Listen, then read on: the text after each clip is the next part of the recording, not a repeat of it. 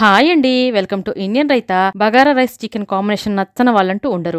అంత రుచిగా ఉంటుంది ఈ బగారా రైస్ అంటే. పక్కా కొలతలతో పొడి పొడిలాడే ఈ బగారా రైస్ నా స్టైల్లో ఎలా చేయాలనో చూపిస్తా పదండి. ముందుగా 2 గ్లాసుల బాస్మతి రైస్ తీసుకొని వాష్ చేసుకొని ఒక అరగంట పాటు నానపెట్టుకోవాలి. స్టవ్ పై ఒక గిన్నె పెట్టి అందులో 2 టేబుల్ స్పూన్ల ఆయిల్ వేసి హోల్ గరం మసాలా, ఒక పెద్ద ఉల్లిపాయ ముక్కలు పొడవుగా కట్ చేసి వేసుకోవాలి. ఉల్లిపాయ కొంచెం గోల్డెన్ కలర్ వచ్చేంత వరకు వేయించుకొని అందులో 1 టేబుల్ స్పూన్ అల్లం వెల్లుల్లి పేస్ట్, 2-3 కట్ చేసిన పచ్చిమిర్చి, కొంచెం కరివేపాకు వేసి అల్లం వెల్లుల్లి పేస్ట్ పచ్చివాసన పోయేంత వరకు కొంచెం కొత్తిమీర, పుదీనా వేసి నానబెట్టిన బాస్మతి రైస్, తగినంత ఉప్పు వేసి నెమ్మదిగా మిక్స్ చేసుకోవాలి, లేకపోతే బియ్యం విరిగిపోతాయి. తర్వాత 1 గ్లాసు బియ్యానికి 1.5 గ్లాసు నీళ్లు పోసి మళ్ళీ అంతా ఒకసారి నెమ్మదిగా మిక్స్ చేసి మూత పెట్టి 75% ఉడికించుకొని మళ్ళీ కొత్తిమీర వేసి మూత పెట్టి స్టవ్ పై ఏదైనా పాత పెంకు పెట్టి మళ్ళీ దానిపై రైస్ గిన్నె పెట్టి 15 నిమిషాలు సన్నని మంటపై మగ్గించుకోవాలి.